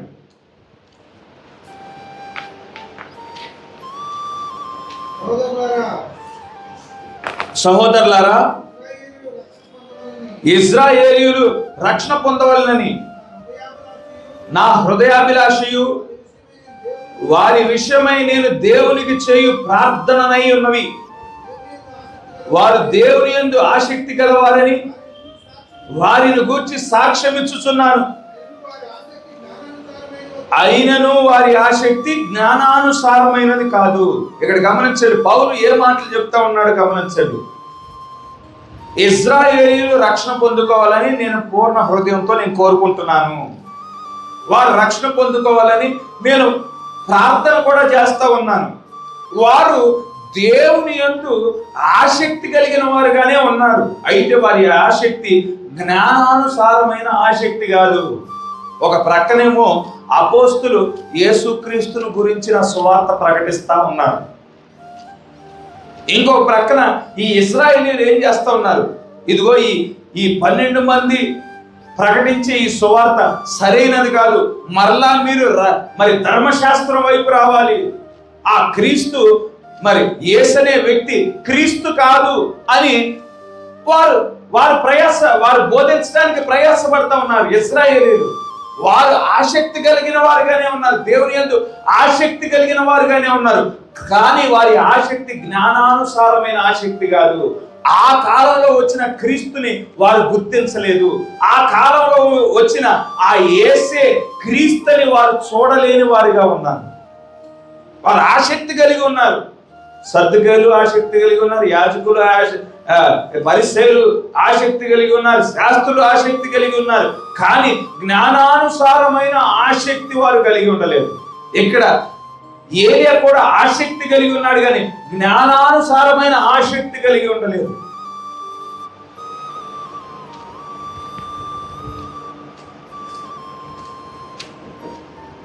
మళ్ళా వెనక్కొద్దాం. రాజుల మొదటి గ్రంథం 18వ అధ్యాయం 3వ వచనం. రాజుల మొదటి గ్రంథం 18వ అధ్యాయం 3వ వచనం. రెండో మాట చదువుదామండి. అదే 3వ వచనంలో, అహాబును దర్శించుటకై. రాజుల మొదటి గ్రంథం ఏనండి 3వ వచనం, 18వ అధ్యాయం 3వ వచనం. అహాబు తన గృహ నిర్వాహకుడకు ఓబద్యాను పిలిపించెను. ఈ ఓబద్య యెహోవా యందు బహు భయభక్తులు గలవాడై యెజెబెలు యెహోవా ప్రవక్తలను నిర్మూలము చేయుచుండగా గుహలో 50 మందిగా 100 దాచి అన్నపానములిచ్చి వారిని పోషించెను. ఇక్కడ గమనించండి, దేవుడు 7,000 మందిని శేషించి ఉన్నాడు. వారు కాకుండా ఈ అహాబు యొక్క సేవకుడైన ఓబద్య అనే ఈ వ్యక్తి యెజెబెలు ప్రవక్తలను చంపుచుంటుండగా 50 మందిని ఒక గృహలో, 50 మందిని ఇంకొక గృహలో వారిని దాచి అన్నపానములిచ్చి కాపాడుచున్న వాడిగా ఉండి ఉన్నాడు. 7,000 మంది ఉన్నారు, మరలా ఇంకో 100 మంది కూడా ప్రత్యేకంగా ఓబద్య దాచిపెట్టిన వారు ఉన్నారు. ఇక్కడ ఆ విషయము ఇక్కడ ఏలియాకు ఇంకా బయలుపరచబడలేదు. ఆసక్తి కలిగిన వాడుగానే ఉన్నాడు, కానీ ఇంకా జ్ఞానము పొందుకోలేదు. ఈ 7,000 మంది గురించిన జ్ఞానం పొందుకోలేదు, ఈ 100 మందిని గురించిన జ్ఞానం పొందుకోకుండా దేవుని యొద్ద ఏ విధంగా మాట్లాడుచున్న వాడిగానే ఉన్నాడు అంటే గమనించండి. ఇశ్రాయేలులో నీ నిబంధనను సమస్త ప్రజలు త్రోసివేశారు, సమస్త ప్రజలు నీ యొక్క బలిపీఠాన్ని త్రోసివేశారు, వారంతా కలిసి నన్ను చంపటానికి ప్రయత్నం చేస్తా ఉన్నారని దేవుని దగ్గర ప్రార్థన చేయటం చూస్తూ ఉండేనాను. అయితే ఇక్కడ దేవుడు ఆయన హోరేబు పర్వతం దగ్గరికి వచ్చిన తర్వాత ఆ విషయాన్ని బయలుపరుస్తూ ఉన్నాడు. ఇదిగో నేను శేషించిన 7,000 మందిని నేను కలిగి ఉన్నాను, భద్రపరిచాను. వారు బయలుకు మోకాళ్ళునని ప్రజలై ఉన్నారు, వారు బయలుకి ముద్దు పెట్టని ప్రజలై ఉన్నారు. 100 మంది ఇక్కడ ఓబద్య కూడా మరి దాచిపెట్టి ఉన్నాడు. ఈ విషయం ఏలియాకి ఆ బద్రీ వృక్షం క్రిందే చెప్పొచ్చు కదండి. ఎందుకు దేవుడు 320 కిలోమీటర్లు పైగా కాలినడకన 40 పగళ్ళు 40 రాత్రులు ప్రయాణం చేసుకొని వచ్చేదాకా దేవుడు ఎందుకు ఎదురు చూడాలి? ఆ బదరీ వృక్షం దగ్గరే చెప్పొచ్చుగా. అంటే కొన్నిసార్లు మనం జరుగుతున్న పరిస్థితులను బట్టి మన హృదయాన్ని కఠినపరుచుకుంటాం. ఎవరు ఏ మాట చెప్పినా వినం, దేవుడు చెప్పినా వినం, సేవకులు చెప్పినా వినం, ఏ ప్రవక్త వచ్చి చెప్పినా, ఏ వ్యక్తి వచ్చినా కానీ ఇక ఆలోచనను మనం వారు చెప్పే ఆలోచనను చేర్చుకోకుండా కఠినపరిచేసుకుంటాం. ఇక్కడ ఏలియా కూడా అదే విధంగా ఉన్నాడు. దేవుని మాట వినని స్థితికి, కఠినపరుచుకొని ఉండిన స్థితికి వచ్చేసాడు. కనుక దేవుడు ఏం చేశాడు? అక్కడికి వెళ్ళటానికి దేవుడే అనుమతించాడు. అక్కడికి వెళ్ళిన తర్వాత మాట్లాడి ఇప్పుడు మళ్ళా వెనక్కి పంపించడం మనం చూడగలుగుతాం. నేను 320 కిలోమీటర్లు వచ్చాడు, మళ్ళీ 300 కిలోమీటర్లు వెనక్కి వెళ్ళవలసిన పరిస్థితి. 40 పగళ్ళు 40 రాత్రులు ప్రయాణం చేసి హోరేబు పర్వతం దగ్గరికి వచ్చాడు. మళ్ళా 40 పగళ్ళు 40 రాత్రులు ప్రయాణం చేసి మళ్ళా వెనక్కి వెళ్ళవలసిన పరిస్థితి. కొన్నిసార్లు మనం మన హృదయాన్ని కఠినపరుచుకొని దేవుని సన్నిధిని విడిచిపెడతాం. ఏదో పరిస్థితిని బట్టి ఎవరో ఏదో అన్నారని మన హృదయాన్ని కఠినపరుచుకొని దేవుని సన్నిధిని విడిచిపెడతాం. అయితే మరలా వెనక్కి రావటం అనేది ఎంతో కష్టతరమైన కార్యంగా ఉంటుంది. విడిచి వెళ్ళటం తేలిగ్గానే ఉంటుంది, మరలా మనల్ని మనం సరి చేసుకొని రావటం అనేది చాలా కష్టతరమైన కార్యముగా ఉంటుంది. 19వ అధ్యాయం 11వ వచనం దగ్గరికి వెళ్తామండి. మొదటి రాజుల గ్రంథం 19వ అధ్యాయం 11వ వచనం. అందుకు ఆయన, నీవు పోయి పర్వతం మీద యెహోవా సముఖమందు నిలిచి ఉండమని సెలవిచ్చెను. అంతటి యెహోవా ఆ వైపున సంచరింపగా బలమైన పెనుగాలి లేచెను. యెహోవా భయమునకు పర్వతములు బద్దలాయెను, శీలలు చిన్నాభిన్నములాయెను. కానీ యెహోవా ఆ గాలి దెబ్బ యందు ప్రత్యక్షము కాలేదు. గాలిపోయిన తర్వాత భూకంపం కలిగిను, కానీ ఆ భూకంపమునందు యెహోవా ప్రత్యక్షం కాలేదు. ఆ భూకంపమైన తరువాత మెరుపు పుట్టెను, కానీ ఆ మెరుపునందు యెహోవా ప్రత్యక్షం కాలేదు. మెరుపు ఆగిపోగా మిక్కిలి నిమ్మళముగా మాట్లాడు ఒక స్వరము వినబడింది. హల్లెలూయా. ఇక్కడ గమనించండి, ఇక్కడ ప్రవక్త గారు ఏలియా ప్రవక్త, అభిషేకించబడిన ప్రవక్త, పాత నిబంధనలో ఉండిన పెద్ద ప్రవక్తలలో ఒకడైన ఏలియా ప్రవక్తను గమనించండి. ఎటువంటి మరి మానసిక పరిస్థితిలో ఉన్నాడంటే, మరి యెజబెలు మీద మహా కోపంతో ఉన్నాడు, భయంతో నిండిన వాడిగా కూడా ఉన్నాడు, బాధతో నిండిన వాడిగా కూడా ఉన్నాడు. ఆ యెజబెలు మీద కోపం అంతా ఇశ్రాయేలు ప్రజలందరి మీదకి ఆపాదించుతున్న వాడిగా కూడా ఉన్నాడు. అటువంటి కోపపు స్థితిలో ఉండిన ఏలియాతో ఇక దేవుడు మాట్లాడనై ఉన్నాడు. ఆ పర్వతం పైకి వెళ్ళమని దేవుని వాక్కు ఏలియా యొద్దకు వచ్చింది. ఆ పర్వతం పైకి ఏలియా వెళ్ళాడు. అక్కడ మహా బలమైన పెనుగాలి లేచినట్లు మనం చూడగలుగుతా ఉండినాం. ఆ పెనుగాలికి ఆ యొక్క పర్వతములు బద్దలైనట్లు చూడగలుగుతా ఉండినాం. శిలలు చిన్నాభిన్నమైనట్లు చూడగలుగుతా ఉండినాము. ఆ గాలి దెబ్బకు అక్కడంతా చిన్నాభిన్నమైన పరిస్థితులు. ఇక్కడ ఏలియా గారు కోపంగా ఉన్నాడు. ఇప్పుడు దేవుడు కూడా ఆ బలమైన గాలిలో గనక ప్రత్యక్షమై ఏలియాతో మాట్లాడితే నా కోపం సరైన కోపం అని అక్కడ నిర్ధారించబడుతుంది. నేను ఏ విధంగా కోపంగా ఉన్నానో నా కోపం సరైన కోపమే.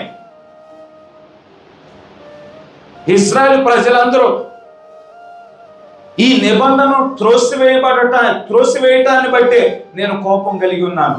ఇశ్రాయేలు ప్రజలందరూ బలిపీఠాన్ని పడద్రోయబడటాన్ని బట్టే నేను కోపంగా ఉన్నాను అని ఏలియా చెప్పుచున్న మాటను దేవుడు సమర్థించినట్లుగా ఉంటుంది. అయితే ఆ బలమైన గాలిలో దేవుడు లేడు, ఆ పెనుగాలిలో దేవుడు లేడు. తర్వాత భూకంపం సంభవించింది, ఆ భూకంపంలో దేవుడు లేడు. తర్వాత మెరుపు మెరిసింది, ఆ మెరుపులో దేవుడు లేడు. అక్కడ ఒక నిమ్మళముగా మాట్లాడు ఒక స్వరములో దేవుడు ప్రత్యక్షమవటం మనం చూడగలుగుతూ ఉండినాడు. ఆ నిమ్మళమైన ఒక స్వరముతో దేవుడు మాట్లాడుతూ ఉండినాడు. ఏమని మాట్లాడుతూ ఉన్నాడు? 13వ వచనం. ఏలియా దానిని విని తన దుప్పటితో ముఖం కప్పుకొని బయలుదేరి గృహ వాకిట నిలిచెను. అంతలో ఏలియా, ఇచ్చట నీవేమి చేయుచున్నావని ఒకడు పలికిన మాట అతనికి వినపడెను.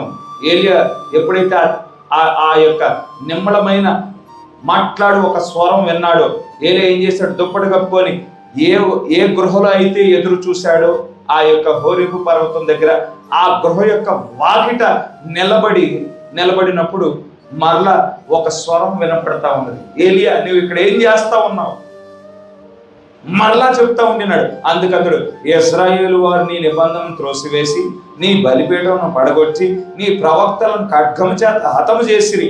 సైన్యములకు అధిపతియగు దేవుడగు యెహోవా కొరకు మహారోషము గలవాడనైన నేను ఒక్కడను మాత్రమే మిగిలి ఉండగా వారు నా ప్రాణము తీసివేయుటకై చూచుచున్నారని చెప్పెను.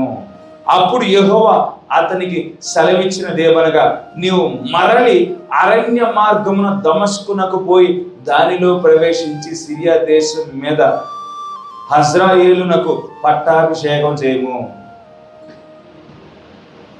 ఎలియా, నేను నిన్ను ప్రవక్తగా నియమించింది ఈ హోరేబు పర్వతం దగ్గరికి వచ్చి ఇక్కడ ఉండటానికి కాదు. నేను నిన్ను నియమించింది ఇశ్రాయేలు ప్రజల నిమిత్తం నేను నిన్ను నియమించాను. నా చిత్తం నెరవేర్చడానికి నేను నిన్ను నియమించుకొని ఉన్నాను. అందుకోసమే నేను నిన్ను అభిషేకించుకొని ఉన్నాను. నువ్వు మళ్ళా తిరిగి వెనక్కి వెళ్ళు. ఇదిగో నీవు చేయవలసిన కార్యములు 3 ఉన్నాయి. మొదటిది, ఇదిగో నీవు హజ్రాయేలును అభిషేకం చేయము. సిరియా దేశం మీద రాజుగా ఉండటానికి హజ్రాయేలుని అభిషేకం చేయము. నేను ప్రత్యేకమైన పని కోసం నేను నియమించుకుని ఉన్నాను. ఇక్కడ ఉండటం అది నీ పని కాదు, వెనక్కి వెళ్ళు అని చెప్పటం మనం చూడగలుగుతా ఉండినాం. ఇక్కడ దేవుడు ఏలియాను దర్శించి, ఏలియా, నువ్వు ఎంతో ఒత్తిడికి గురయ్యావు. ఒక 3 నెలల పాటు నువ్వు సెలవు తీసుకో. 3 నెలల పాటు ఎక్కడికైనా విహారయాత్రలు వెళ్ళు అని ఇక్కడ ఏలియాతో దేవుడు మాట్లాడటం లేదు.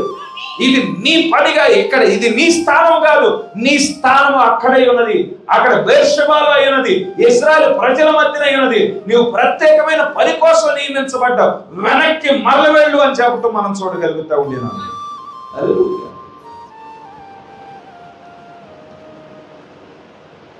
కొన్నిసార్లు మానవ స్వభావాన్ని బట్టి మనం దేవుని యొక్క చిత్తానికి దూరముగా వచ్చువారముగా ఉంటాం. అయితే వారు అభిషేకించబడిన ప్రవక్త అయినప్పటికీ మానవ స్వభావం గురించి దేవుడు ఎరిగి ఉన్నాడు కనుక దేవుడు మానవుడితో మాట్లాడుతూ ఉన్నాడు. ఇది కాదు నీ పని, వెనక్కి వెళ్ళు అని మాట్లాడుతూ ఉన్నాడు. అది అభిషేకించబడిన ప్రవక్త అయినా కానీ ఒకసారి సమూయేలుతో కూడా ఇదే విధంగా మాట్లాడాడు. సమూయేలు గారు ఏంటంటే సౌలు చేసిన తప్పిదాలను బట్టి బాధపడిపోతా ఉన్నాడు. సమూయేలు, ఎంతకాలం బాధపడతావు? లే, సౌలు యొక్క జీవితం అయిపోయింది, సౌలు యొక్క పరిచర్య అయిపోయింది. ఇప్పుడు సౌలుకు ప్రతిగా ఇదిగో నేను దావీదును నిలబెట్టుకుని ఉన్నాను, వెళ్ళి దావీదుని వెళ్ళి అభిషేకించు, ఇక లే, బాధపడింది చాలని మానవ స్వభావంలో నుండి అభిషేకించబడిన ప్రవక్తలను లేపుతా ఉంటున్నాడు. ప్రవక్తలను దేవుడు ఆ విధంగా లేపవలసిన పరిస్థితి వస్తే, వెనక్కి పంపించవలసిన పరిస్థితి వస్తే, సాధారణమైన ప్రజలమైన నీ పరిస్థితి నా పరిస్థితి ఏంటి? మానవ స్వభావం మనల్ని డామినేట్ చేస్తూ ఉంటుంది. అయితే గమనించండి, దేవుడు పరిపూర్ణమైన మనుషుల కోసం చూడటం లేదు. 5 రకాల పరిచర్యలో ఉండిన ఎవరైనా కానీ అపోస్తులు పరిపూర్ణమైన వారు కాదు, ప్రవక్తలు పరిపూర్ణమైన వారు కాదు, కాపర్లు పరిపూర్ణమైన వారు కాదు, సువార్తికులు పరిపూర్ణమైన వారు కాదు, బోధకులు పరిపూర్ణమైన వారు కాదు. దేవుడు మాత్రమే పరిపూర్ణమైన వాడై ఉన్నాడు. అయితే ఎటువంటి వారి కోసం దేవుడు ఎదురు చూస్తా ఉన్నాడంటే, దేవుని యందు విశ్వాసం కలిగిన వారి ఎదుట వారి కొరకు దేవుడు ఎదురు చూస్తూ ఉండినాడు. దేవుడు పరిపూర్ణత కోసం మనలో పరిపూర్ణతను వెతకటం లేదు, కానీ మనలో లోబడే స్వభావాన్ని వెతుకుతున్న వాడిగా ఉండినాడు. హల్లెలూయా.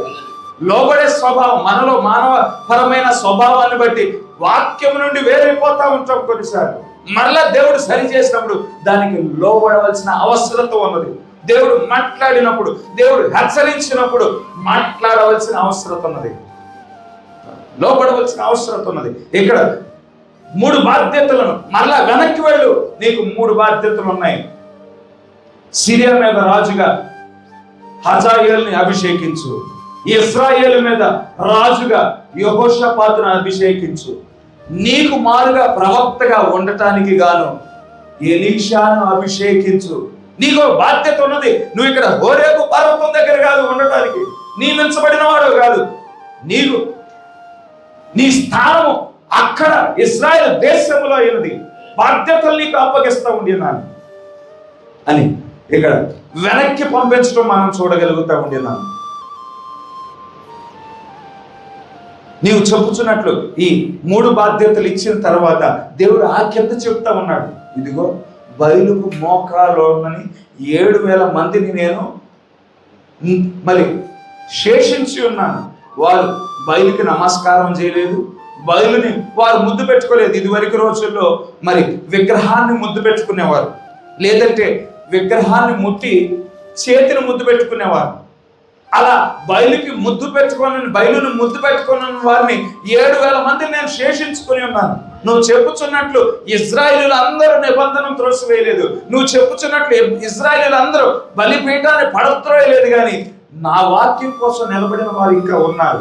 నువ్వు అనుకునే రీతిగా కాదు అని దేవుడు సరి చేస్తున్నప్పుడు వెనక్కి వెళ్ళుచున్న పరిస్థితి. ఆ 3 బాధ్యతల్లో ఏలియా ఒకటే జరిగించున్నాడు.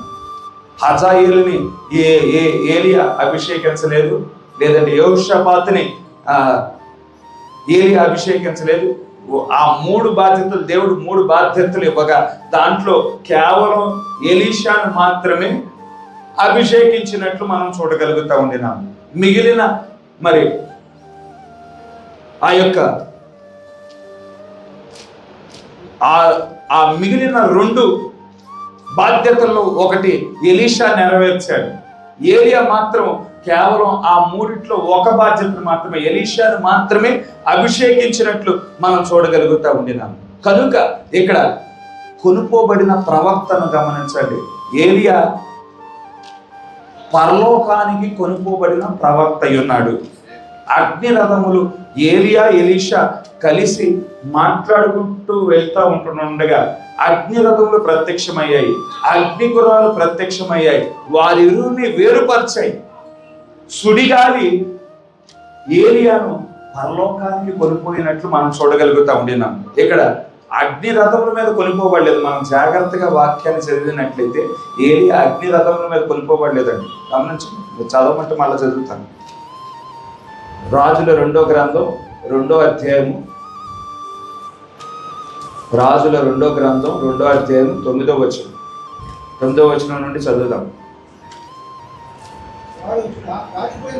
వారు దాటిపోయిన తరువాత ఏలియా ఎలీషాను చూచి, నేను నీ యొద్ద నుండి తీయబడక మునుపు నీ కొరకు నేనేమి చేయకూడదువో దాన్ని అడుగుమని చెప్పగా, ఎలీషా నీకు కలిగిన ఆత్మలో 2 పాళ్ళు నా మీదకి వచ్చినట్లు దయచేయమనెను. అందుకు అతడు, నీవు అడిగినది కష్టతరముగానున్నది, అయితే నీ యొద్ద నుండి తీయబడినప్పుడు నేను నీకు కనబడిన ఎడల ఆ ప్రకారం నీకు లభించును, కనబడిన ఎడల అది కాకపోవునని చెప్పెను. వారు ఇంకా వెళ్ళుచు మాట్లాడుచుండగా ఇదిగో అగ్ని రథమును అగ్ని గుర్రములను కనబడి వీరిద్దరిని వేరు చేశాను.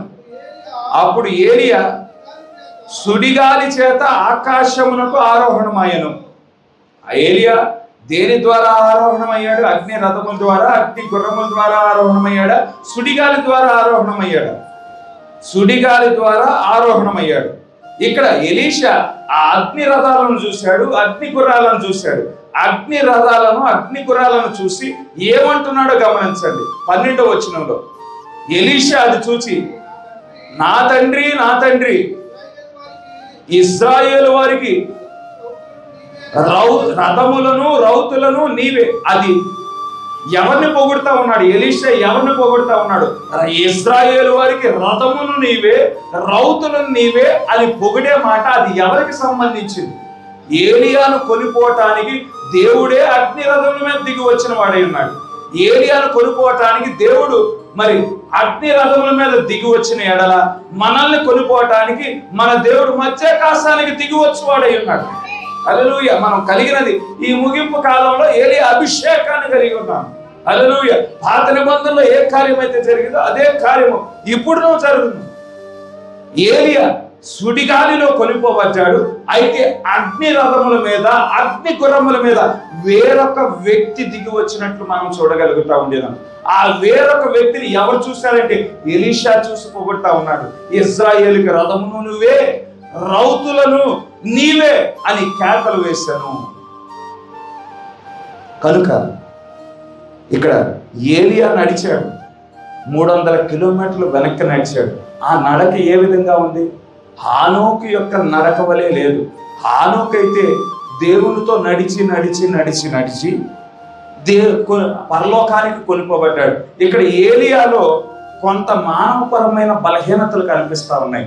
మానవపరమైన బలహీనతలు కనిపించినప్పటికీ దేవుడు సరిచేశాడు. దేవుడు ఏలియా పట్ల కృప చూపించి ఉన్నాడు. దేవుడు ఏలియాను విడిచిపెట్టలేదు. దేవుడు మరలా ఏలియాను తన యొక్క స్థానానికి నడిపించి ఉన్నాడు. హల్లెలూయా. ఆనాడు ఏలియాకు జరిగిన ఎడల ఏలియా ప్రవక్త క్రింద మనం ఉన్నాం, ఏలియా పరిచర్య క్రింద మనం ఉన్నాం. ఏలియా పట్ల ఆ విధంగా కృప చూపించిన ఎడల మన ఎడల కూడా కృప చూపించును గాక. హల్లెలూయా. మన ఎడల కూడా దేవుడు అదే విధంగా కృప చూపించును. హల్లెలూయా. కనుక మనం ఏలియా వలె పరిపూర్ణులం కాదు. మనలో కూడా మానవ స్వభావం ఎప్పుడు బయటికి రావటానికి ప్రయత్నం చేస్తూ ఉంటుంది. మానవపరమైన కోపం, మానవపరమైన ద్వేషం, మానవపరమైన ఆ యొక్క ఈర్ష్యలు, అసూయలు బయటికి వస్తూ ఉంటాయి. అయితే దేవుడు సరి చేసినప్పుడు మనం వాక్యానికి లోబడవలసిన వారమై ఉన్నాం. కయ్యోను వలె ఎదురించే వారముగా ఉండకూడదు. సరి చేసినప్పుడు సరి చేయబడటానికి మనల్ని మనం దేవుని వాక్యానికి లోబరుచుకునే దేవుడు మనల్ని కృప చూపించును. దేవుడు మన పట్ల కృప చూపించును.